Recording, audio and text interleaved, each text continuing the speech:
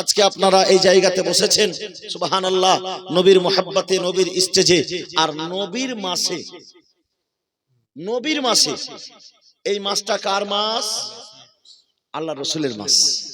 এই দেখেন হাজী সাহেব আমার পাশে বসে আছেন, মাশাআল্লাহ খুব ভালো লাগছে। একজন হাজী সাহেব বয়স্ক লোক, অথচ বসে আছেন ঠান্ডা মিজাজে, এবং জ্ঞানী লোক একজন পাশে বসে থাকলে যে কোনো বক্তার একটা ইমেজ বেড়ে যায়। তো বেরাদারের ইসলাম, আমরা রাসূল পাক সাল্লাল্লাহু আলাইহি সাল্লামের মাসে আমরা নবীর মুহাব্বতে এই জায়গাতে এসে বসেছি। ইনশাআল্লাহ নবীকে মুহাব্বত করতে গেলে নবীর মুহাব্বতটা এমন মজার, এমন মধুর, এমন মিষ্টি, আল্লাহু আকবার। সাহাবায়ে কেরাম গলা কাটিয়ে দিয়েছে, টের পাইনি, তো আপনি সারা রাত কাটিয়ে দিবেন, টের পাবেন না। জোরে বলুন সুবহানাল্লাহ। বসেন যদি নবীর মুহাব্বতে। अल्लामा डॉक्टर इकबाल बोलें, मोहम्मद की मोहब्बत दीन हक की शर्त अव्वल है, इसमें अगर हो कुछ खामी सब कुछ नामुकम्मल है, कि मोहम्मद से वफा तूने तो हम तेरे हैं, ये जहां क्या चीज है लौह कलम तेरे हैं। जोरे बोलून सुभान अल्लाह। बेरादर इस्लाम मुअज्जज मोहतरम सामाईन इकराम, সেই নবীর প্রেমে, নবীর মুহাব্বতে দুটি ছন্দ পরিবেশন করছি, একটু মুহাব্বতে পড়ুন সুবহানাল্লাহ। দয়ার নবী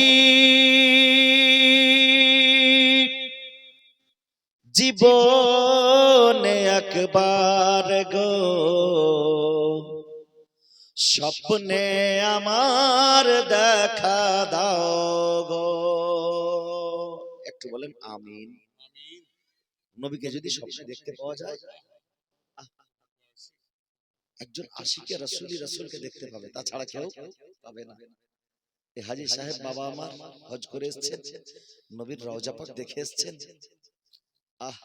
যদি কেউ রাসূলে পাককে একবার মুহাব্বত করে আর নবীকে যদি একবার স্বপ্নে দেখে লাই, সেই লোকটা যদি ঈমানের সহিত মারা যায়, সে জান্নাতি লোক। জোরে বলুন সুবহানাল্লাহ। নবীকে সবাই দেখতে পাবে না বাপ, যার ভাগ্য ভালো থাকবে সেই দেখতে পাবে। কবি নিজের ভাষায় নিজের দুঃখ প্রকাশ করেছে যে আমি যেন নবীকে দেখতে পাই। দয়ার নবী জীবনে একবার গো, স্বপ্নে আমার দেখা দাও গো, তোমার ওসিলাই শান্তি পাবো, আর হেসে হেসে আমি জান্নাত যাব, স্বপ্নে আমার দেখা দাও গো, ও নবীজি আমার একবার কাছে ডেকে নাও গো, তোমার কদমে জান দিয়ে দেব। একটু জোরে হবে না সুবহানাল্লাহ।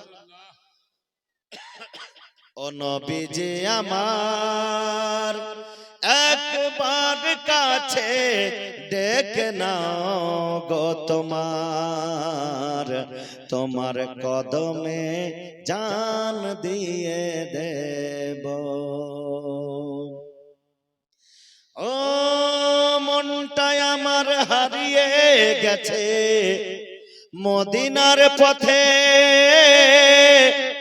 যেথায় খোদার রহমত ঝরে দিনে রাতে, মনটাই আমার হারিয়ে গেছে মদিনার পথে, যেথায় খোদার রহমত ঝরে দিনে রাতে, বড়ই পেরেশান মন যে আমার, কবে হাই দু চোখে নবীর রওজা দেখিব, স্বপ্নে আমার দেখা দাও গো, দয়ার নবী জীবনে একবার গো, স্বপ্নে আমার দেখা দাও গো। নবীকে স্বপ্নে দেখলে কি হবে? কবি বলছেন, স্বপ্নে দেখি যদি নবীজি তোমায় রহমত ভরে যাবে তকদীর আমার। স্বপ্নে দেখি যদি নবীজি তোমায় রহমত ভরে যাবে তকদীর আমার। বলো না দয়াময় আর কতদিন দুঃখের দরিয়াতে আমি ভেসে বেড়াবো।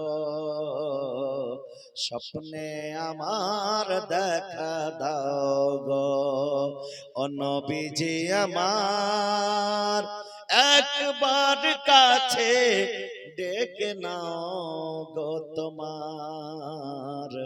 তোমার কদমে জান দিয়ে দেব দয়ার নবী, জীবনে একবার গো স্বপ্নে আমার দেখা দাও গো। ব্রাদার ইসলাম, মুআজ্জাজ মুহতারাম সামাইন ইকরাম বায়জ্যেষ্ঠ বাবাজিরা আমার, পর্দানশী মা ও ভগ্নীগণ আমার, আমি আপনাদের সম্মুখে কোরআনুল কারীম ও ফুরকানুল হামিদ হইতে এক টুকরো আয়াতে কারিমা আয়াতে শরীফা তেলাওয়াত করেছি। মহান স্রষ্টা মহান রব্বুল আলামিন কোরআন পাকের মধ্যে ইরশাদ করেন, ওয়া মা আতাকুমুর রাসূলু ফাখুযুহু ওয়া মা নাহাকুম আনহু ফান্তাহু। আমার নবী যেটা দেয় সেটা নাও, আর আমার নবী যেটা কাজ থেকে নিষেধ করবে সেটা থেকে বাঁচো। একদম সহজ তরজমা, সহজ এর মানে আমার নবী যেটা দেয় সেটা সংগ্রহ করো, আমার নবী যেটা থেকে নিষেধ করে সেটা থেকে বিরত থাকো, বাঁচো। এই আয়াতের উপরে যদি একটু দৃষ্টিপাত দেন, একটু নজর করেন যে আল্লাহ পাক এই আয়াতের মধ্যে, যদিও আয়াতখানা মাত্র এক টুকরো ছোট্ট একটা আয়াত, কিন্তু এর আয়াতের ভিতরে দুনিয়ার সমস্ত আহকাম আরকান নিয়ম নীতি নিয়ম শৃঙ্খলা যাবতীয় জিনিস এই ইসলামিক পদ্ধতিতে এই আয়াতের ভিতরেই ভরা আছে। জোরে বলুন, কি ভরা আছে? আমার নবী যেটাই দেয় সেটাই নাও, আমার নবী যেটা থেকেই নিষেধ করে সেটা থেকেই বাঁচো। এই আয়াতখানা কিসের? কোরআন থেকে আমি তেলাওয়াত করেছি। হুকুমটা কার? খোদার। আদেশটা কার? খোদার। খোদা বলছে, এ আমার বান্দা, তুমি আমার কাছ থেকে ডাইরেক্ট কিছু পাওনি। এর মানে এটাই, এ আমার বান্দারা, তুমি আমার কাছ থেকে ডাইরেক্ট কিছু না, আমি তোমাকে দেব, কিন্তু আমার নবীকে আমি আগেই মালিক বানিয়ে দিয়েছি। যদি আমার নবীকে মালিকটা না বানাতাম তো নবী যেটা দেয় তুমি সেটাই নাও, আর নবী যেটা থেকে বিরত রাখে সেটা থেকে বাঁচো। এটার মানেই হচ্ছে এটা যে আমি শরীয়তের মালিক আমার নবীকে বানিয়ে দিয়েছি। শরীয়তের মধ্যে যেটা আমার নবী দিবে সেটাই তুমি নাও, আর যেটা নবী নিষেধ করবে সেটা থেকেই বাঁচো। নবী আমার কি দিয়েছে? বলে নবীর কাছে কিছু চাওয়া যাবে না, নবীর কাছে কিছু পাওয়া যাবে না।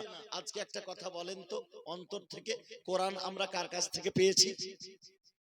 নবীর কাছ থেকে পাইনি? বা পেয়েছি না? নবীর কাছ থেকে পেয়েছি। কোরআন পেয়েছি নবীর কাছ থেকে, কলেমা পেয়েছি নবীর কাছ থেকে, নামাজ পেয়েছি নবীর কাছ থেকে, রোজা পেয়েছি নবীর কাছ থেকে, হজ পেয়েছি নবীর কাছ থেকে, যাকাত পেয়েছি নবীর কাছ থেকে, ইসলাম পেয়েছি নবীর কাছ থেকে, আল্লাহু আকবার, শরীয়ত পেয়েছি নবীর কাছ থেকে। আজকে বাপ মাকে শ্রদ্ধা করতে হবে, বুঝিয়েছে কে? আমার নবী। বড় ভাইকে সম্মান করতে হবে, শিখিয়েছে কে? আমার নবী। ইয়াতিমের উপরে দয়া করতে হবে, শিখিয়েছে কে? আমার নবী। বিধবা মেয়েকে অবহেলা করতে হবে না, শিখিয়েছে কে? আমার নবী। মায়ের পদতলে জান্নাত, শিখিয়েছে কে? আমার নবী। সুবহানাল্লাহ। আলিমদেরকে সম্মান করতে হবে, শিখিয়েছে কে? আমার নবী। 5 ওয়াক্তের নামাজ পড়তে হবে, আল্লাহকে ডাকতে হবে, শিখিয়েছে কে? আমার নবী। আল্লাহর কাছে চাইতে হবে, শিখিয়েছে থেকে আমার নবী সুবহানাল্লাহ আজকে যদি 1 থেকে নিয়ে 100 পর্যন্ত আপনি যেই কথাই বলবেন না কেন শিখিয়েছে আমার নবী, জোরে বলুন সুবহানাল্লাহ। অন্য কেউ শিখিয়েছে বাপ? আমার নবী শিখিয়েছে।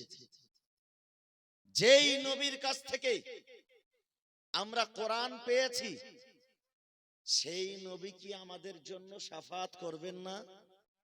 যেই নবী দুনিয়াতে থেকে আমাদেরকে এত কিছু দিয়েছেন, কাল কিয়ামতে কি আমাদেরকে কিছু দেবেন না? নিশ্চয়ই দেবেন। হাজী সাহেব বসে আছেন, আর হাজী সাহেবের দিক দেখে একটা হাদিস আমার বারবার মনে চলে আসছে, আগে বলেই দি পরে বলতাম। আমার নবীজি বলেন, মান যারা কাবরি ওয়াজাবাত লাহু শাফাআতি, যে আমার কবরের জিয়ারত করলো তার জন্য আমার শাফাআত ওয়াজিব হয়ে গেল। জোরে বলুন সুবহানাল্লাহ। আচ্ছা, এই কথার বিশ্লেষণটা হাজী সাহেব একটু আমি করব বাপ। সুবহানাল্লাহ। আমি মোথাবাড়ি এলাকায় এক হাই স্কুলে, মোথাবাড়ি হাই স্কুল, আচ্ছা এ দেখেন হাজী সাহেব গোটা মালদা চিনে গো। সুবহানাল্লাহ। মালদা থেকে আমার বাড়ি যেখানে সেখানেও চিনে। দেখেন ওখানকার ডক্টরেরও পেশেন্ট। আর দেখেন, হ্যাঁ মানে ইনি আমাকে মানে ভালো করেই চিনে নিয়েছেন আলহামদুলিল্লাহ। ওই জায়গাতে একজন হাজী সাহেব, যেমন আমার বাবজি বসে আছে ঠিক একজন হাজী সাহেব বসে আছেন। আমি গেছি ওখানে প্রায় 4 বার গেলাম। আমি 4 বছর থেকে যাচ্ছি। এবছর আমাকে ডাক দেওয়ার কথা, এখনো মনে হয় হয়নি, হলে মনে হয় আমাকে ডাকবে যত সম্ভব। তো মাস্টার এবং ছাত্র সবাই আমাকে পছন্দ করে। ওই স্কুলে আমি জলসায় যাই, আধা ঘন্টা বক্তব্য করি শিক্ষা সম্পর্কে। একজন হাজী সাহেব মাস্টার মশাই বসে আছেন, রিটায়ারমেন্ট। উনি কিন্তু আমাকে বলছেন যে মান যারা কাবরি ওয়াজাবাত লাহু শাফাআতির একটু বিশ্লেষণ ব্যাখ্যা শোনান। আলহামদুলিল্লাহ, আমি খুশি হলাম। কারণ এই হাদিসকে অনেকে জাল বলছে, এই হাদিসকে অনেকে জাইফ বলছে। আরে বাবা, মর্যাদার ক্ষেত্রে জাইফ হাদিসটাও কাবিলে কবুল, তাকে গ্রহণযোগ্য হাদিস। এবং জাইফ হাদিস যদি কয়েকজনের মারফতে রিওয়ায়াত হয় তবে ওটা মর্যাদা, সহির মর্যাদা হয়, ওটার গুরুত্ব আছে।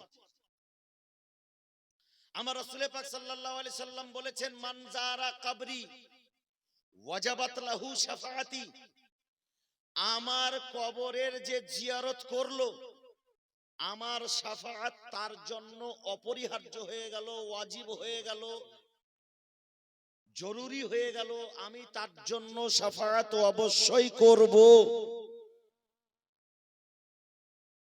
আমি যদি কথা দিই আপনাকে, সেই কথা ওয়াদা খেলাফি হতে পারে। হাজী সাহেব কথা দিলে তার ওয়াদা খেলাফি হতে পারে, কিন্তু আমার নবী যদি কথা দেয় ওয়াদা খেলাফি করবেন? কখনোই না। আমার নবী যে কথা বলে দিয়েছেন যে আমার শাফাআত তার জন্য ওয়াজিব হয়ে গেল, এর মানে হয়তো আপনারা বুঝতে পেরেছেন কিনা জানি না, তবে আমার মুহাব্বত বলছে যে যে মুহাব্বতের নজরে নবীর রওজা পাককে দেখলো তার জন্য জান্নাত ওয়াজিব হয়ে গেল। জোরে বলুন সুবহানাল্লাহ। কি করে জান্নাত ওয়াজিব হলো? আপনি বলতে পারেন মাওলানা সাহেব এখানে তো শাফাআত ওয়াজিবের কথা বলা আছে, আপনি বাড়িয়ে কথা বলছেন কেন? বলে আমি কিছুই বাড়িয়ে কথা বলিনি, আমার মুহাব্বত বলেছে। বলে আপনার মুহাব্বত শরীয়তে গ্রহণযোগ্য নয়। বলে শরীয়তে গ্রহণযোগ্য নয় বটে আমার মুহাব্বত, কিন্তু আমি যেটি কথা বলছি একটু লক্ষ্য করে শুনো। আমার নবীজি বলেছেন যে আমার শাফাআত তার জন্য ওয়াজিব হয়ে গেল। নবীর শাফাআত যদি রসুলে পাকের রওজা দেখনেওয়ালার উপরে ওয়াজিব হয়ে যায় তো নবীর শাফাআত, নবী আমার শাফাআত করবেন, নবী আমার শাফাআত করবেন, আর আল্লাহ কবুল করবে না, এরকম হবে? জোরে বলুন সুবহানাল্লাহ। আমার কথা বুঝতে পারছেন না বাপ? পরিষ্কার বুঝতে পারছেন না? আমার নবী শাফাআত করবেন আর আল্লাহ কবুল করবে না, বলবে হে নবী তোমার শাফাআতটা কবুল করলাম না, এরকম কখনো হবে না। যখন আমার নবী শাফাআত করবে আল্লাহ কবুল করবে, আর যেমন আল্লাহ কবুল করবে সেই ব্যক্তিকে ফেরেশতা টেনে জান্নাতে নিয়ে যাবে। জোরে বলুন সুবহানাল্লাহ। তো যার জন্য আমার শাফাত, নবীর শাফাত ওয়াজিব হলো। আর শাফাত যখন আমার নবী করবেন তো আল্লাহ পাক অবশ্যই কবুল করবেন, আর যখন কবুল করবেন তখন তার জন্য জান্নাত ওয়াজিব হয়ে যাবে। বিরাদারান ইসলাম, মুআজ্জাজ মুহতারাম, সামাইরে ইকরাম, বলে শাফাত নবীর কবুল হবে। একটুখানি বলি বাপ, মহাপ্রলয়ের দিনে কাল কিয়ামতের ময়দানে রাসূলে পাক সুবহানাল্লাহ, বুখারী শরীফের হাদিস, আমার নবীজি বলেন যে সমস্ত মানুষ আদম নবীর কাছে যাবে, বলবে আদম শাফিউল্লাহ, আপনি তো আমাদের আদি পিতা, আমাদের জন্য শাফাত করুন, আজকে আমরা বিপদগ্রস্ত, আজকে আমরা মহা বিপদে রয়েছি। বলে ইযহাবু ইলা গায়রি, তোমরা অন্যের কাছে যাও। তখন তারা আসবে হযরতে নূহ আলাইহিস সালামের কাছে। নূহ আলাইহিস সালাম কাছে বলবেন আপনি আদমে সানি। হযরতে নূহ নবীকে আদমে সানি বলা হয়। কেন বলা হয়?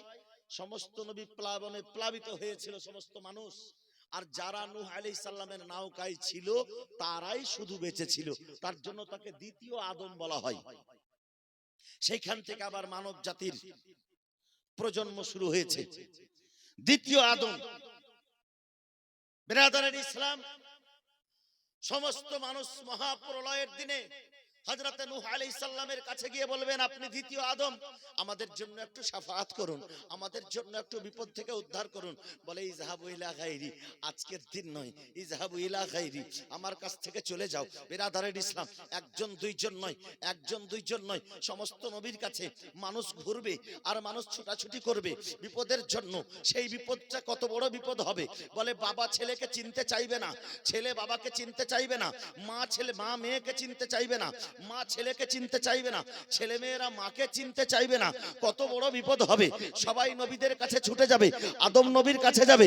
আদম নবী বলবেন যাও অন্যের কাছে যাও। নূহ আলাইহিস সালামের কাছে যাবেন, নূহ আলাইহিস সালাম বলবেন ইযহাবু ইলা গায়রি। হযরতে ইব্রাহিম খলিলুল্লাহর কাছে যাবেন, ইব্রাহিম খলিলুল্লাহ বলবেন ইযহাবু ইলা গায়রি। ইসমাইল জাবিহুল্লাহর কাছে যাবেন, ইসমাইল জাবিহুল্লাহ বলবেন ইযহাবু ইলা গায়রি। হযরতে ইউসুফ আলাইহিস সালামের কাছে যাবেন, বলবেন ইযহাবু ইলা গায়রি। হযরতে ইউনূস আলাইহিস সালামের কাছে যাবেন, বলে ইযহাবু ইলা গায়রি। হযরতে মুসা কালিমুল্লাহর কাছে যাবেন, বলবেন ইযহাবু ইলা গায়রি। হযরতে ঈসা রূহুল্লাহর কাছে যাবেন, বলবেন ইযহাবু ইলা গায়রি। আমার দ্বারাই হবে না, কিন্তু আমার নবী, মায়ার নবী, দয়ার নবী, সেই কাল কিয়ামতের ময়দানে উম্মতের জন্য আমার রাসূলে পাক সেই দিন আনালাহা আনালাহা, ও আমার উম্মতেরা তোমরা আমার কাছে এসো, আমি তোমাদের জন্য আছি, আমি তোমাদের জন্য আছি। সেই মহাপ্রলয়ের দিনে, মহা বিপদের দিনে আমার রাসূলে পাক আমাদের জন্য দুই হাতখানা বাড়িয়ে দিবেন যে আমি তোমাদের জন্য আছি। জোরে বলুন সুবহানাল্লাহ। এবং কি করবেন? যখন উম্মত আমার নবীর কাছে এসে উপস্থিত হবেন, আল্লাহ পাক কোরআনে বলেছেন ওয়ালা সাউফা ইউতিকা রাব্বুকা ফাতারদা। ই আমার প্রিয় হাবিব, আমি তোমাকে এত বেশি দেব, এত বেশি দেব যে তুমি রাজি হয়ে যাবে। জোরে বলুন সুবহানাল্লাহ। সূরা দোহা। হাজী সাহেব বাবু আমার বুঝতে পারছেন?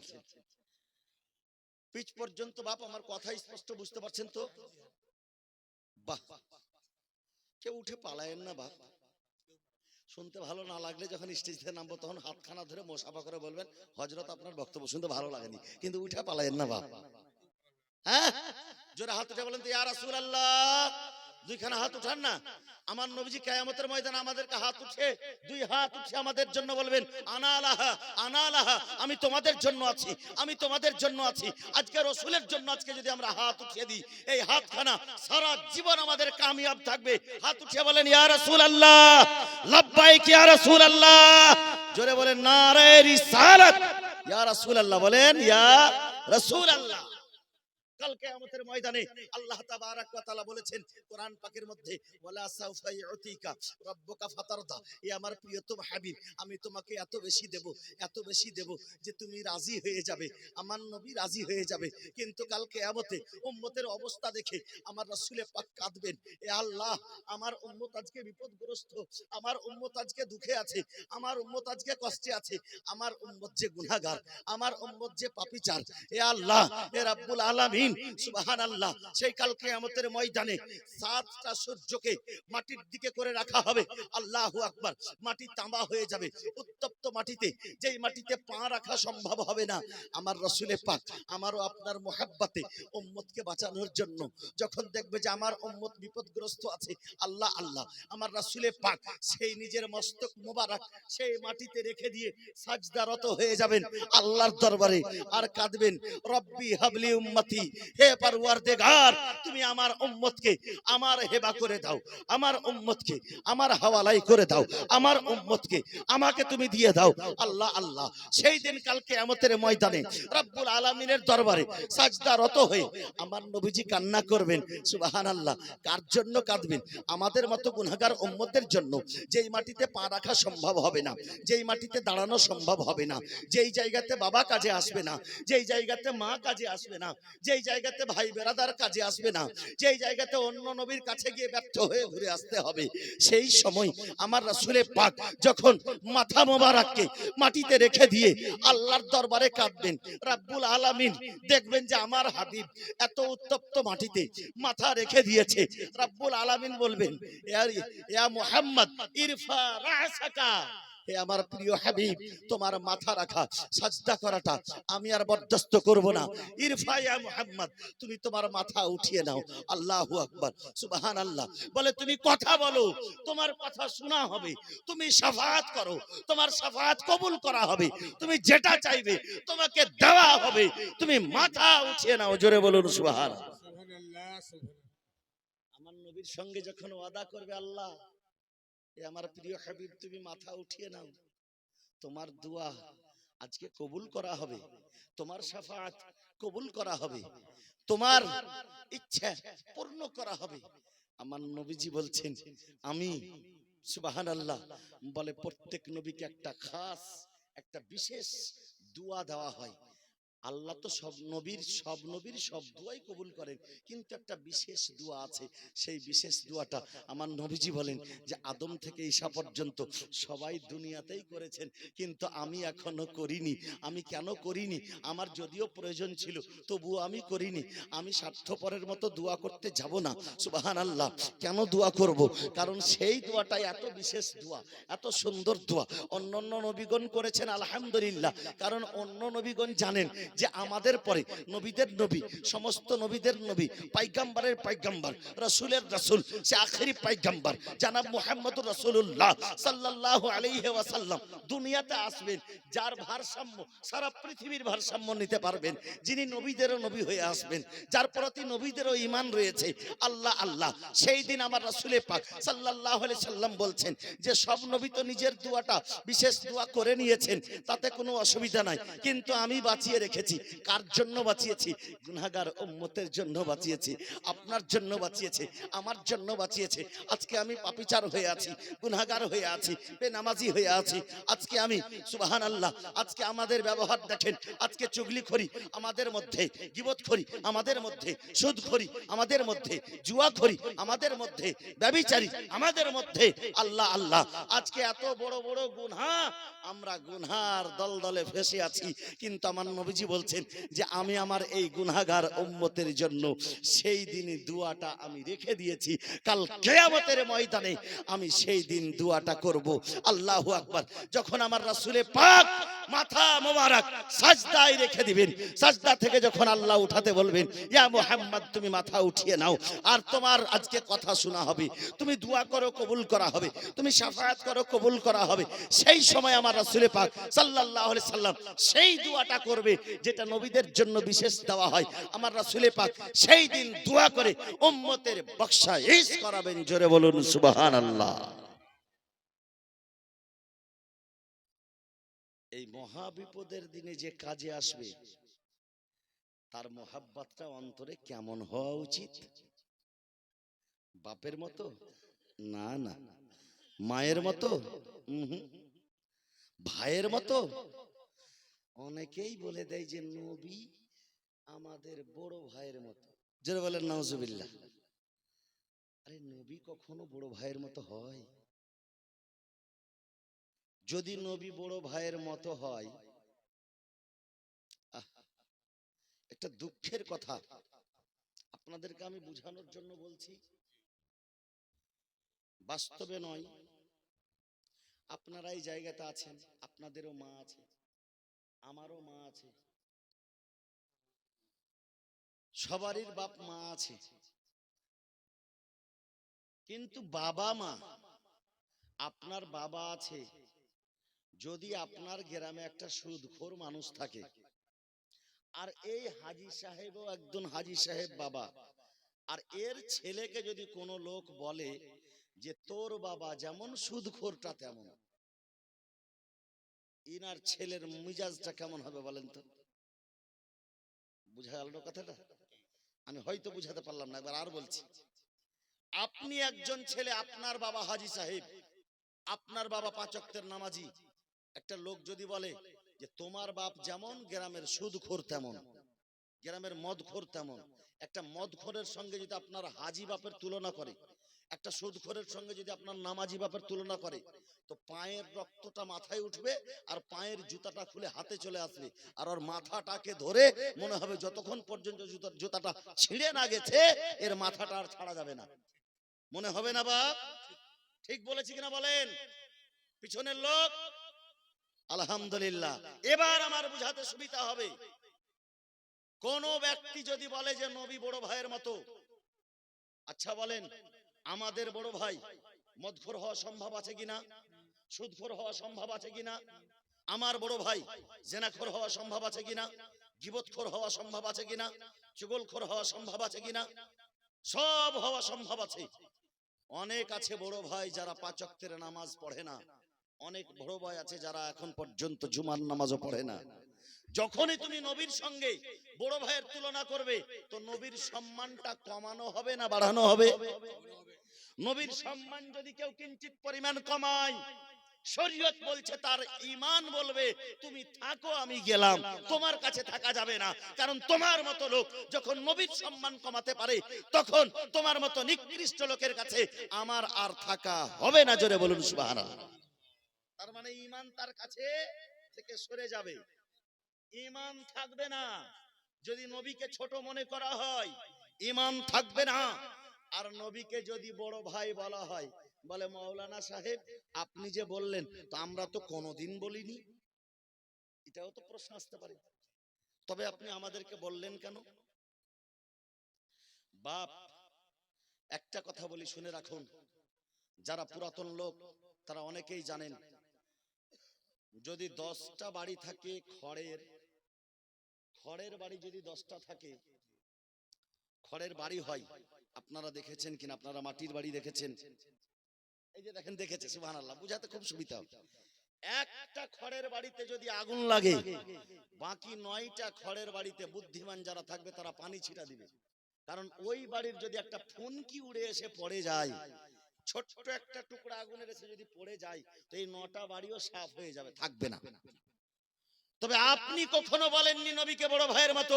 এমনও পৃথিবীতে মানুষ নিকৃষ্ট দুনিয়াতে জন্ম হয়েছে যে নিজের কিতাবে নবীকে বড় ভাই লিখে দিয়েছে, যে নিজের কিতাবে এমন পর্যন্ত লিখেছে যে নবীকে যতটা জ্ঞান আছে, একটা পাগলকেও আছে, একটা ছাগলকেও আছে, সাধারণ মানুষকেও আছে, জেনারেল মানুষকেও আছে, সমস্ত মানুষকে আছে। জোরে বলেন নাউজুবিল্লাহি মিন যালিক। আল্লাহ আল্লাহ। আমরা জানেন একটা মিষ্টি কথা বলনেওয়ালা কথা যদি বাবা না বলি, আর একটু যদি ইঙ্গিত না করি,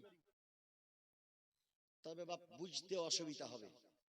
আমার মতো একজন আলিম যদি 2 ঘন্টা কথা বলে, আর তার মধ্যে একটা যদি আমি ঈমান নষ্ট করা কথা বলে দিই, তো আপনাদের মধ্যে হয়তো 2 জন বা 4 জন সেটা কথা ধরতে পারবে, বাকি হয়তো অনেকজন নাও পারতে পারে।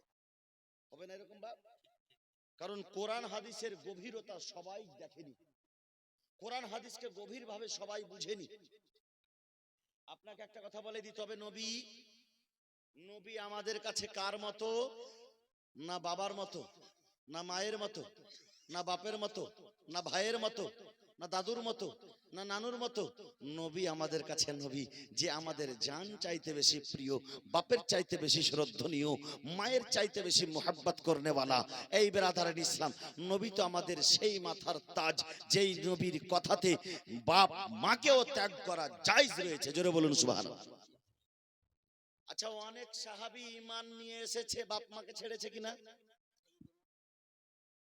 সুবহানাল্লাহ, তাকে নাম বলে দিচ্ছেন।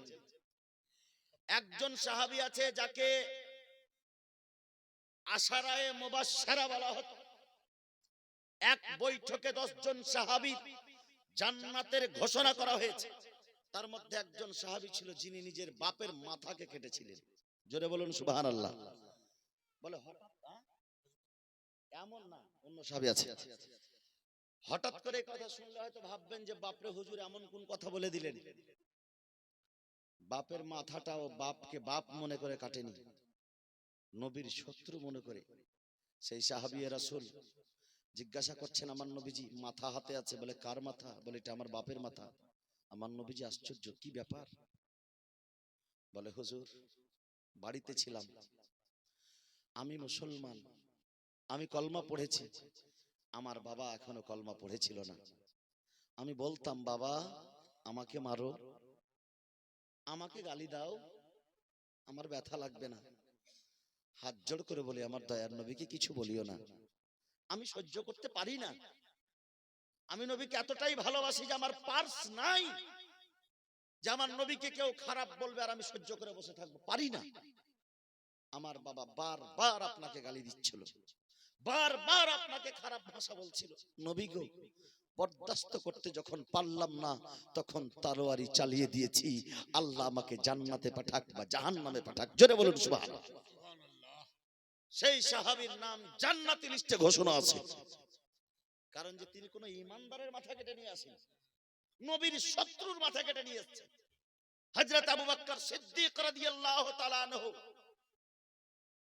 আবু বকর সিদ্দিকের ছেলে বলছেন, আব্বাজান মনে আছে এক যুদ্ধের ময়দানে আপনি আমার তলোয়ারের নিচে এসেছিলেন, মানে আমি মক্কার কাফিরের পক্ষে ছিলাম আর আপনি রাসূলে পাকের পক্ষে ছিলেন, যুদ্ধ হচ্ছিল, সেই যুদ্ধের সময় আপনি আমার তলোয়ারের নিচে এসেছিলেন, তারপরে আবার মুসলমান হয়েছিলেন, তিনি সাহাবী হয়েছিলেন, আবু বকরের ছেলে।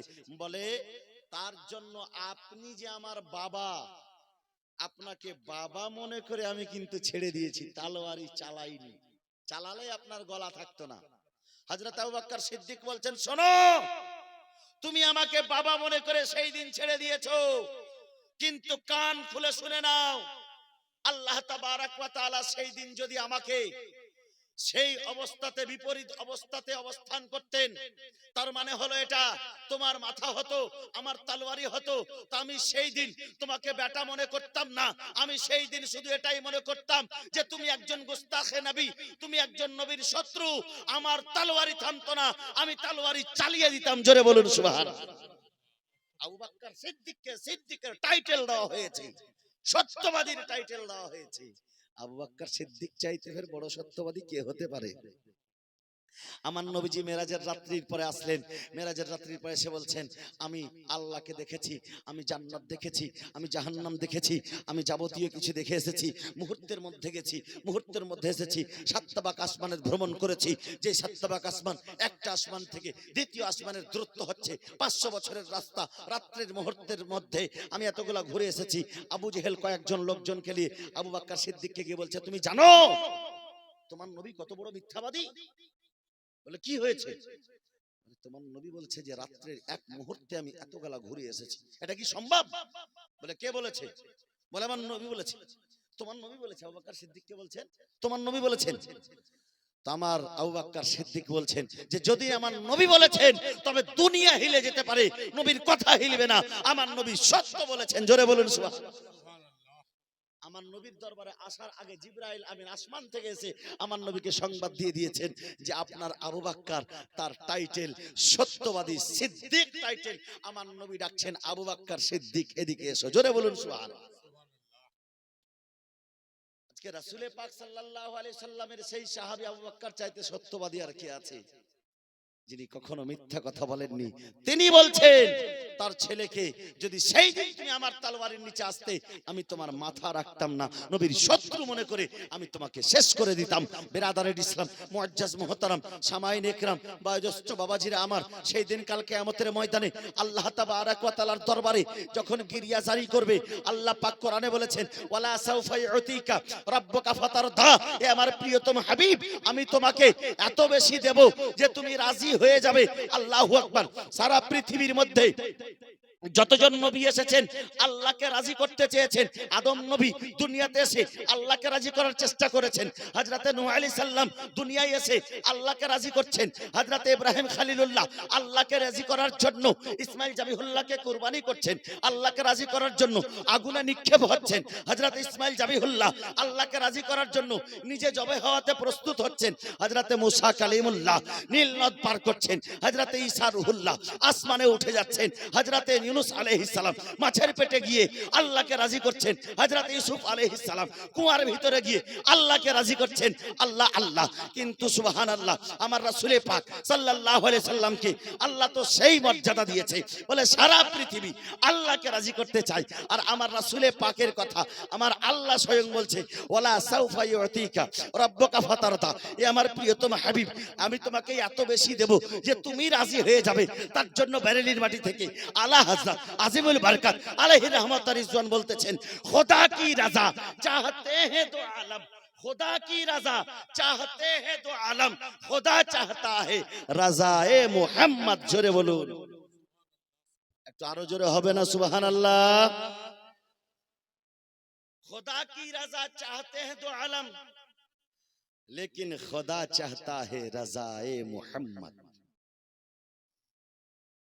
আজকে নবীর কাছ থেকেই তো সব পেয়েছি রে বাপ। আমার আল্লাহও বলছেন যে আমার নবী যেটা দেই সেটা নাও। আমার রাসূল পাক সাল্লাল্লাহু আলাইহি সাল্লাম বলেন, বুখারী শরীফ কিতাবুল ইলম, হাদিসে পাক সহি হাদিস, হযরতে রাসূল পাক সাল্লাল্লাহু আলাইহি সাল্লাম বলেন, আল্লাহ তাবারাক ওয়া তাআলা মান ইউরিদুল্লাহু বিহি খাইরান ইউফাক্কাহু ফিদ্দীন, আল্লাহ যার সঙ্গে ভালো চায় তাকে আলিমে দ্বীন করে। ওয়া ইন্নামা আনা কাসিমুন ওয়াল্লাহু ইউতি, এবং আল্লাহ দেই আর আমি বাঁটি, আমি বিতরণ করি। জোরে বলুন সুবহানাল্লাহ। তো পাবো কার কাছ থেকে ভাই? বিতরণ যে করে তার কাছ থেকে না। আমার নবী বলছেন, ইন্নামা আনা কাসিমুন ওয়া খাজিনুন ওয়াল্লাহু ইউতি, আল্লাহ দেই আর আমি বাঁটি। রব হে মোতি ये है কাসিম, দেতা ও হে দিলাতে এ হে। জোরে বলুন সুবহানাল্লাহ। আল্লাহ দেই আর আমার নবী দেওয়াই, আল্লাহ দেই আর আমার নবী বাঁটে।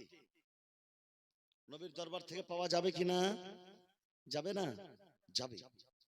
অনেকেই বলে বাপ যে নবীর কাছ থেকে কিছু পাওয়া যাবে না, চাওয়া যাবে না। নবী মরে গেছে, মাটির সঙ্গে মিশিয়ে গেছে। আস্তাগফিরুল্লাহ, নবী মরে গেছে, মাটির সঙ্গে মিশিয়ে গেছে।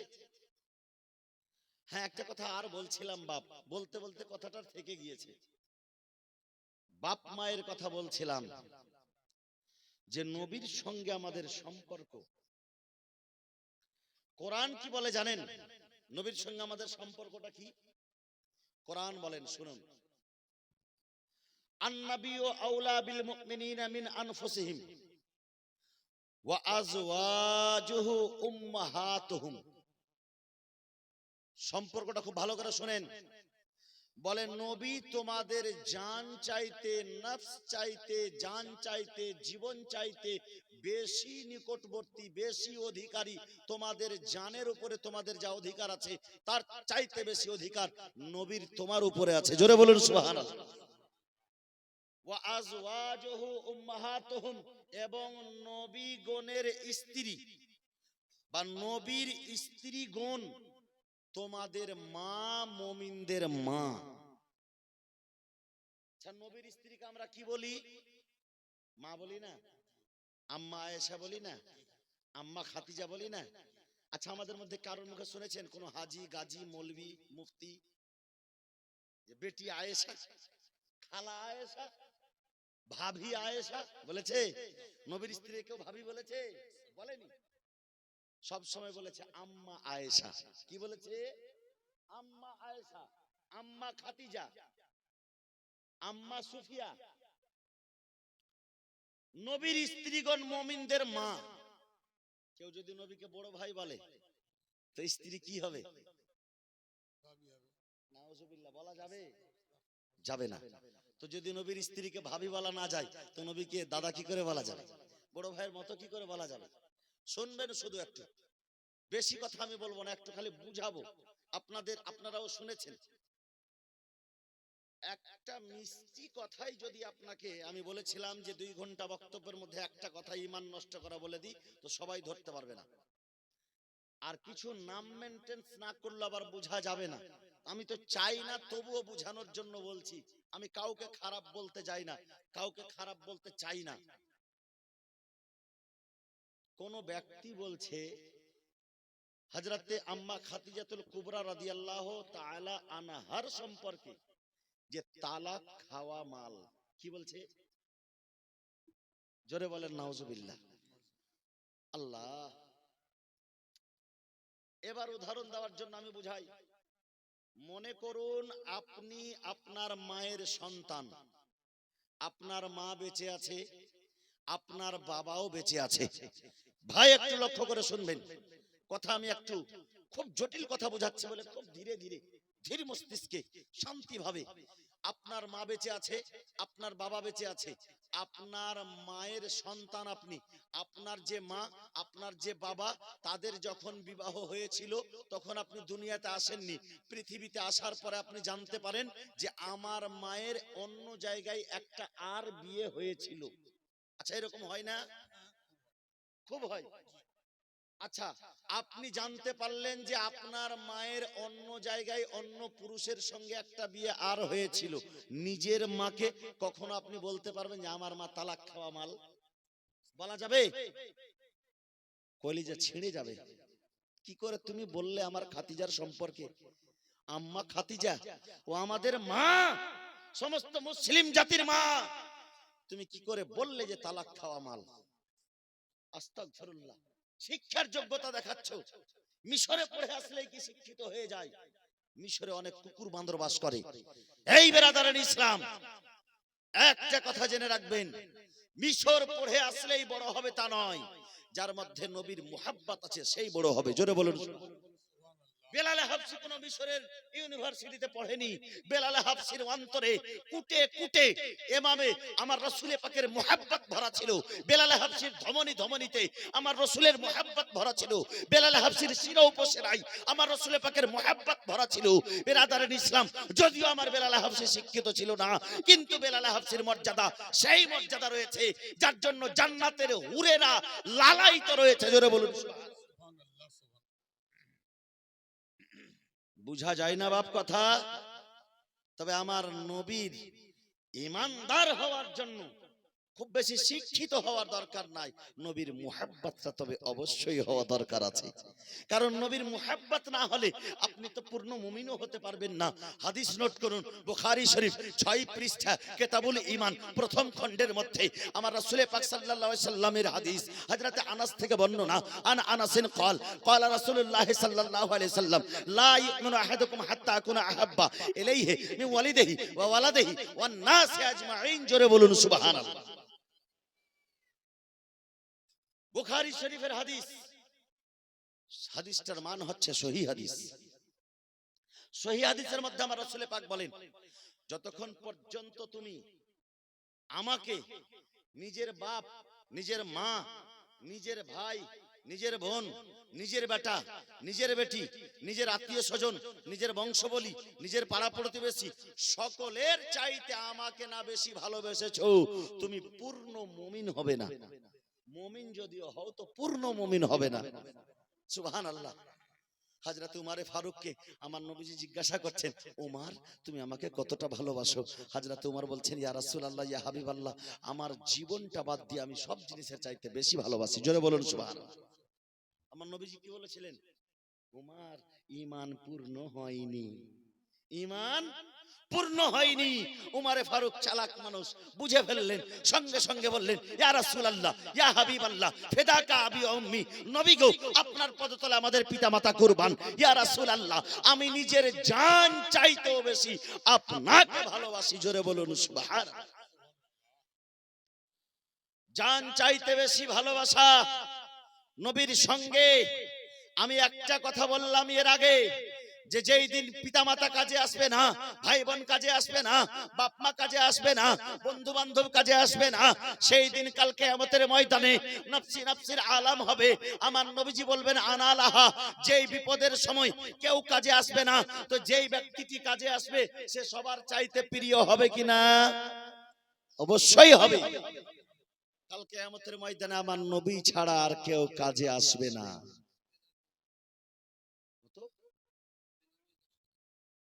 10,000 দিয়েছেন, ওয়াদা করলেন, ওয়াদা করেছেন দিব। একবার নারে লাগান তো, নারে তাকবীর, আল্লাহু আকবার, নারে তাকবীর, নারে রিসালাত, নারে রিসালাত, নারে হায়দারি, নারে হায়দারি। বেনামি 10,000 টাকার ওয়াদা। মসজিদ আল্লাহর ঘরে একজন বেনামি আল্লাহর ঘরে নবীর মুহাব্বতে 10,000 টাকার দাতা, বলেন জিন্দাবাদ, জিন্দাবাদ। 10,000 টাকা দিয়েছে, নামটা বলেনি। দিয়েছে কোথায়? খোদার ঘর মসজিদে দিয়েছে, মসজিদে দিয়ে দাও, দিয়েছে মসজিদে, আল্লাহর ঘর মসজিদে দিয়েছে। আর এই মসজিদটা হচ্ছে আল্লাহর ঘর। কার ঘর এটা? মসজিদটা আল্লাহর ঘর। এটা কোনো আমার মতো মানুষের ঘর নয়, এটা কোনো পুরুষের ঘর নয়, এটা কোনো মহাপুরুষের ঘর নয়। এই ঘরটা হচ্ছে আল্লাহর ঘর। আর এই ঘরের সম্পর্কে আমার নবীজি কি বলেছেন জানেন? আমার নবীজি অনেক বক্তার হাতে তো আপনারা খালি দান দিলেন, কিন্তু দানের বিশ্লেষণ করতে গেলে আবার অন্যদিকে চলে যাবে। আমার বক্তব্যই চলুক, আমি বক্তব্যই করব, আমি বক্তব্যই করব। তবে হ্যাঁ, আমার প্রশ্নের মধ্যে কিছু কথা আসবে। যেমন একটা প্রশ্ন করে দিয়ে আমি আপনাদেরকে, শুনুন, এই যে দান করছি আমরা, আপনার ইচ্ছা হলে আপনি দেবেন, আমি চাইবো না। তবে একটা জিনিস জানুন আর জেনে রাখুন, যে দান করছি যে আমরা, এই দান করার কথাটা শুধু মৌলানা সাহেবেরা ভেলকি লাগিয়ে আমাদের কাছে টাকা নেই না, হাদিস ও কোরআনের মধ্যে দানের কথা আছে? আছে, অবশ্যই আছে। কেমন করে আছে, কত দূর আছে, কি পরিমাণ আছে, কি পর্যায়ের আছে? তবে একটু শুনে রাখুন, শুধু দলিলটা নোট করার জন্য। আল্লাহ পাকের ইরশাদ করেন 11 পারা, কত পারা বললাম? 11 পারার মধ্যে আয়াতে কারিমা রয়েছে। আয়াতে কারিমা হচ্ছে, ইন্নাল্লাহা আশতারা মিনাল মুমিনিনা মিন আনফুসিহিম ওয়া আমওয়ালাহুম বিআন্না লাহুমুল জান্নাহ। জোরে বলুন সুবহানাল্লাহ। আল্লাহ পাক বলতেছেন, আমি মুমিন মুসলমানের জান এবং মাল আমি কিনে নিয়েছি। ইন্নাল্লাহা আশতারা মিনাল মুমিনিনা মিন আনফুসিহিম ওয়া আমওয়ালিহিম ওয়া আমওয়ালাহুম বিআন্না লাহুমুল জান্নাহ। ওয়া আমওয়ালাহুম বিআনফুসিহিম, নফস মানে জান, ওয়া আমওয়াল মানে মাল। মাল, জান সব কিছুই আমরা আল্লাহর কাছে বেচে দিয়েছি। কি করেছি গো? বেচে দিয়েছি। আর বেচার পরে ফের বুকে ধরে জড়িয়ে বসে আছে। তো বুকে ধরে কেন বসে আছে? এবার শুনেন, মাল জান সব বেচেছে আল্লাহর কাছে। আচ্ছা, মালের তো মূল্য আমরা মোটামুটি করে জানি, কিন্তু একটা জানের মূল্য কত? আল্লাহ, একটা জানের মূল্য কেউ দিতে পারবে? দেওয়া যাবে? যদি আপনাকে বলা যায় 5 লক্ষ টাকা দেবো, আপনার 2টো চোখ নিয়ে নেবো, দেবেন না? যদি বলি 2টো হাত নিয়ে নেবো, আপনাকে 5 লক্ষ টাকা দেবো, দেবেন না? যদি বলি আপনার পা 2টো কেটে নেবো, 10 লাখ টাকা দেবো, দেবেন না? আমি জীবনে বেঁচে থাকি, আমার পা সালামত থাকলে আমি কত 10 লাখ কামিয়ে নেব, কিন্তু তোমাকে পা দেওয়া যাবে না। বেরাদারের ইসলাম, এত জীবনের মূল্য বেশি আছে, কিন্তু আল্লাহ পাকের কাছে আমরা বেঁচেছি, তা আমরা কত পাগল, আমরা কি পাগল নাকি? না। কিসের পরিবর্তে বেঁচেছে, আগে মূল্যটা দেখেন, দাম দেখেন। আল্লাহ দাম কি দিয়েছে আপনাকে? সুবহানাল্লাহ। আল্লাহ পাক বলতেছেন, এটা কোনো মৌলবীর কথা নয়, কোনো মোল্লার কথা নয়, স্বয়ং আল্লাহর কথা। আল্লাহ বলতেছেন, বে আন্নাল্লাহুমুল জান্নাহ, তাকে জান্নাতের পরিবর্তে আমি কিনে নিয়েছি। জোরে বলুন সুবহানাল্লাহ। জান্নাতের বিনিময়ে। হাজী সাহেব মানুষ, হাজী সাহেব বাবা আমার শিক্ষিত লোক, বাংলা ট্রান্সলেট পড়েছে, কোরআন মিলিয়ে দেখে নেবেন, কোনো অসুবিধা নাই। সুবহানাল্লাহ। উনি আমার সঙ্গে সঙ্গে উনিও বুঝতে পারছেন যে জান্নাতের বিনিময়ে আল্লাহ। আর জান্নাত কতটা দামি জিনিস জানেন? বলা হয়েছে জান্নাতের একটা সুতো যদি সারা পৃথিবীর মাল দৌলতকে একত্রিত করে কেউ যদি বলে যে একটা জান্নাতের সুতো কিনবো, তো একটা সুতো কেনারও অর্থ হবে না। জোরে বলুন সুবহানাল্লাহ। এই মালটা আপনি দিচ্ছেন, কাকে দিচ্ছেন? আল্লাহর রাস্তায় দিচ্ছেন। আল্লাহ পাক আপনার মাল তো কিনে নিয়েছে, আপনার জীবনটাও কিনে নিয়েছে। যদি আপনি এই মাল দ্বারা দ্বীনের খিদমত করেন, যদি মসজিদে লাগান, যদি মাদ্রাসায় লাগান, যদি দ্বীনের খিদমত করেন, এই মাল দ্বারা আল্লাহর রাস্তায় যদি খরচ করেন, আর নিজের জীবন দিয়ে যদি আপনি আল্লাহর রাস্তায় ইবাদত করেন, সুবহানাল্লাহ। জান কিনার মানে হলো এটা, যে তুমি নিজের জান প্রাণ দিয়ে আল্লাহর ইবাদত করবে। জান দিয়ে আমার শরীর যে আছে, এই শরীরকে পরিশ্রম করিয়ে আল্লাহর ইবাদত করতে হবে, তো জান দেওয়া হবে। আর মাল যদি আপনি আল্লাহর রাস্তায় খরচ করেন, তবে মাল দেওয়া হবে। আর মাল আর জানের পরিবর্তে আল্লাহ পাক তোমাকে জান্নাত দিয়ে দিয়েছে। জোরে বলুন সুবহানাল্লাহ। এই মাল এখানে দেবেন তো লাভ হবে না? হবে না? আচ্ছা, কেউ যদি জান্নাত কিনতে চান, কিনে তো নিয়েছেন, এমনি কিনতে চাইলে পাওয়া যাবে না, কিন্তু যদি কিনতে চান আর মন থেকে যদি খুশি হয়ে যদি 100টা টাকাও দিয়ে দেন, আল্লাহ তোমার জান্নাতের মূল্য আমি দিতে পারবো না, আমার কাছে কোটি টাকা নাই রব্বুল আলামিন, কিন্তু আমার এই 100টা টাকা, আল্লাহ গো তুমি তো বলেছো মুমিনের মালের বদলে আমি জান্নাত বেচে দিয়েছি, আল্লাহ গো আমি তোমার জান্নাতের জন্য 100 টাকা দিয়ে দিলাম। আল্লাহু আকবার। আল্লাহ যদি খুশি হয়ে যায়, আল্লাহ যদি রাজি হয়ে যায়, ওই 100 টাকাতেই আপনি জান্নাত পেয়ে যাবেন। জোরে বলুন সুবহানাল্লাহ। আল্লাহ যদি খুশি হয়ে যায়। আমার রাসূলের, এটা হচ্ছে কোরআনের দলিল দিলাম। মানে দান অনেক মানুষ করে, কিন্তু দোভাগাই থাকে, দানটা গেল কিনা, দানটা কিছু লাভ পেলাম কিনা, দানটাতে আমি নেকি পাবো কিনা। তবে মুমিন মুসলমান বাপ আমার, এবার হাদিসের দলিল শুনুন। হাদিসে পাকের মধ্যে আমার নবীজি বলতেছেন, মামবানা লিল্লাহি মাসজিদান ফিল আরদি বানাল্লাহু লাহু বাইতান ফিল জান্নাত। আল্লাহর নবী বলতেছেন, যেই ব্যক্তি দুনিয়ার বুকে একটা মসজিদ তৈরি করলো, যেই ব্যক্তি দুনিয়ার বুকে একটা মসজিদ নির্মাণ করলো, আল্লাহ পাক জান্নাতে তার জন্য একটা ঘর নির্মাণ করলো। জোরে বলুন সুবহানাল্লাহ।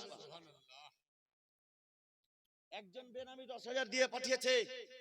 আমার বক্তব্য শেষ হওয়ার আগে আগে আর 10 জনের কাছে আমি চাই, 10,000 যদি না হয় সম্ভব তো 5,000 কমপক্ষে 10 জন ব্যক্তি আমার বক্তব্য চলবে, আমি বারবার চাইবো না, আপনারা মন থেকে দিয়ে যাবেন যে আজকে একজন বক্তার মুখে আমি দলিলটা পেলাম, আল্লাহকে সাক্ষী রেখে নবীকে মুহাব্বত করে আজকে দিয়ে যাবেন ইনশাআল্লাহ। ইনশাআল্লাহ আল্লাহ যদি রাজি হয়ে যায়, তো এই টাকাতে আপনার জান্নাত যাওয়ার একটা ওসিলা হয়ে যাবে, একটা জারিয়া হয়ে যাবে। তবে বেরাদারের ইসলাম মুআজ্জাজ মুহতারাম সামাইনে ইকরাম, বক্তব্য দিচ্ছিলাম, বক্তব্যের মাঝখানে বলছিলাম নবীর মুহাব্বত সবচাইতে বেশি করতে হবে, নবীকে ভালোবাসতে হবে। এই নবীকে ভালোবাসার জন্য কি হবে? আল্লাহ আল্লাহ। আপনাকে যদি গ্রামের মধ্যে আপনাদের এলাকায় কোনো একজন ব্যক্তির যদি একমাত্র সন্তান থাকে, তাকে সেই সন্তান যদি মারা যায়, আল্লাহ না করে কোনো বাবা বেঁচে আছে আর বাবার কাঁধায় ছেলের লাশ হয়, কারণ পৃথিবীর বুকে সবচাইতে যদি ভারী কিছু জিনিস থাকে, তবে বাপের কাঁধায় ছেলের লাশ, এটা সবচাইতে ভারী। কিন্তু বেরাদার, আমি উদাহরণের জন্য বলছি, একজন ব্যক্তি আছে যার একটাই মাত্র সন্তান আছে, সেই ছেলেটি যদি মারা যায়, তাকে কি ঘরে রাখা যাবে?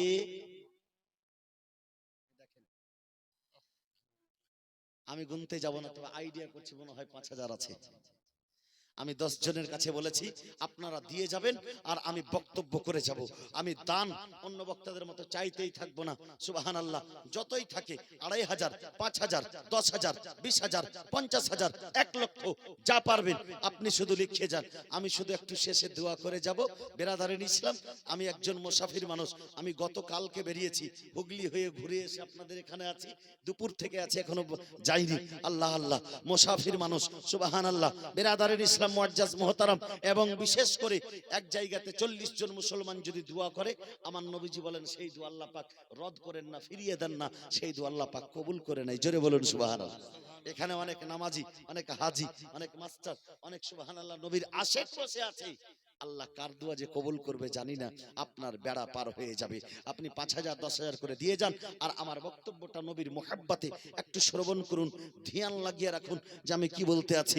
আল্লাহ আল্লাহ, যদি আপনার গ্রামের মধ্যে একজন ব্যক্তি, একটাই যদি তার সন্তান থাকে, আর যদি সেই সন্তানটা মারা যায়, তাকে আপনারা কবর দেওয়ার জন্য যাবেন।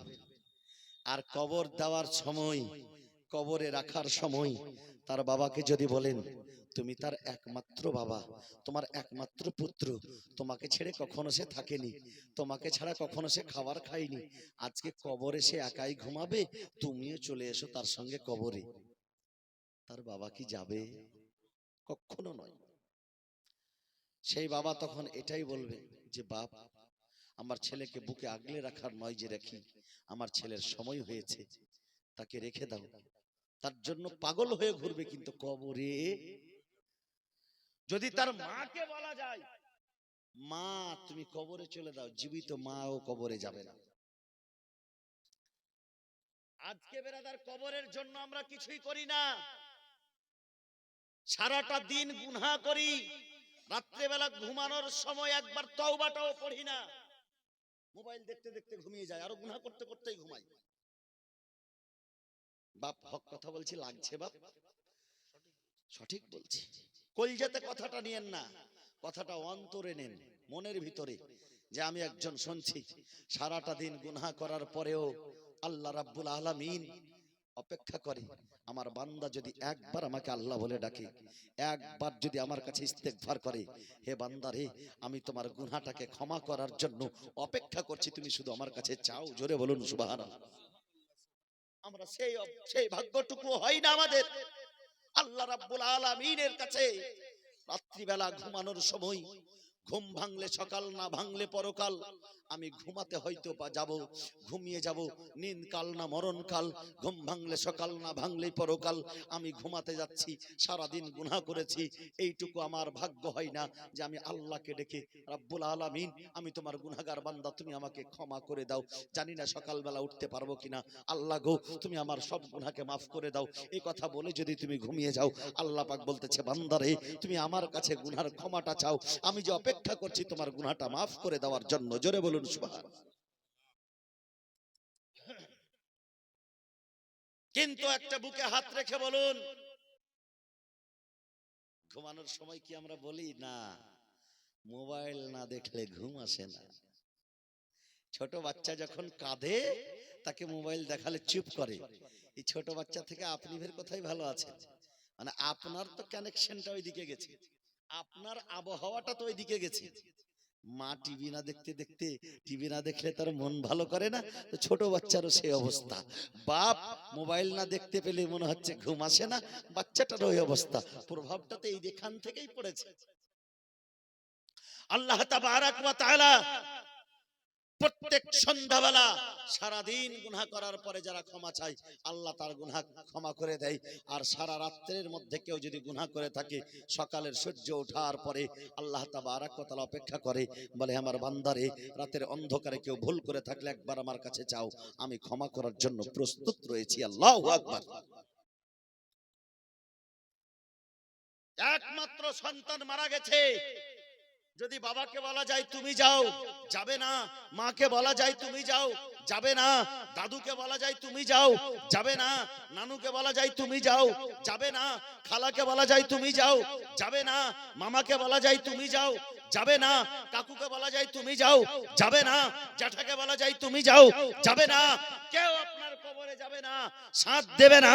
কিন্তু বেরাদারান ইসলাম, উঠিয়ে দেখুন হাদিসের কিতাব, যখন একজন বান্দাকে কবরে রাখা হবে, তো আমার রাসূল পাক সাল্লাল্লাহু আলাইহি ওয়াসাল্লামের দর্শন করানো হবে। জোরে বলুন। সেই জায়গাতে আমার নবীজি বলেন যে আমার গুনাহগার উম্মতের জন্য আমি উপস্থিত হয়ে যাই। আমার উম্মত যারা আমাকে ভালোবাসে, যারা আশিকে নবী, তার জন্য আমি উপস্থিত হয়ে যাই। যেই কবরে যাওয়ার পরে আপনার ভাই কবরের উপর থেকে ফিরে যায়, আপনার বাবা কবরের উপর থেকে ফিরে যায়, আপনার সেই আত্মীয় স্বজন কবরের উপর থেকে ফিরে যায়, আপনার জ্যাঠামশাই কবরের উপর থেকে ফিরে যায়, আপনার কাকা বাবু কবরের উপর থেকে ফিরে যায়, আপনার মামা কবরের উপর থেকে ফিরে যায়। কিন্তু সেই জায়গাতে, সেই বিপদের সময় আমার নবীজি বলেন যে আমি তোমার জন্য আছি। জোরে বলুন সুবহানাল্লাহ। বলুন সেই নবীকে সবচাইতে বেশি ভালোবাসতে হবে কিনা?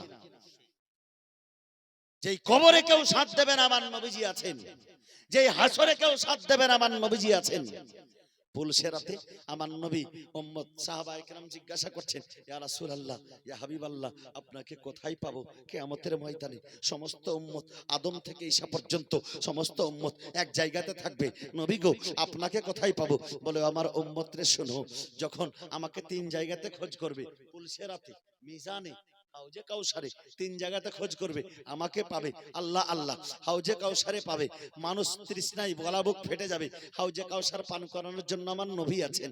পুলসেরাত পার হতে পারবে না, আমার নবী আছেন। মিজানের দাড়ি পাল্লা ভারী হবে কিনা জানি না, আমার নবী আছেন। এই বেরাদারান ইসলাম মুআজ্জাজ মুহতারাম, যেই জায়গাতে বিপদের আশঙ্কা আছে, সেই জায়গাতে পার করে দেওয়ার জন্য আমার নবী আছে। জোরে বলুন সুবহান।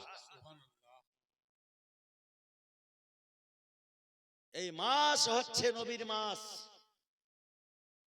এই মাসের নাম হচ্ছে শাবানুল মুআজ্জাম শরীফের মাস। মা সাবাতা বিসুন্নাত, একখানা হাদিসের কিতাব, হাদিস গ্রন্থ, সেই কিতাবের মধ্যে লেখা আছে আমার নবীজি বলেন আশ-শাবানু শাহরি ওয়া রমজানু শাহরুল্লাহ। শাবান হচ্ছে আমার মাস, আর রমজান হচ্ছে আল্লাহর মাস। এই শাবান মাসে আজকে আমরা এই যে বসে আছি, বাপেরা আমার, ভাইরা আমার, নবীর মুহাব্বতে, নবীর মাসে আমার নবী যদি একবার বলে দেয় আমরা সারা জীবন নবী নবী করছি, কিন্তু আমার নবী যদি এক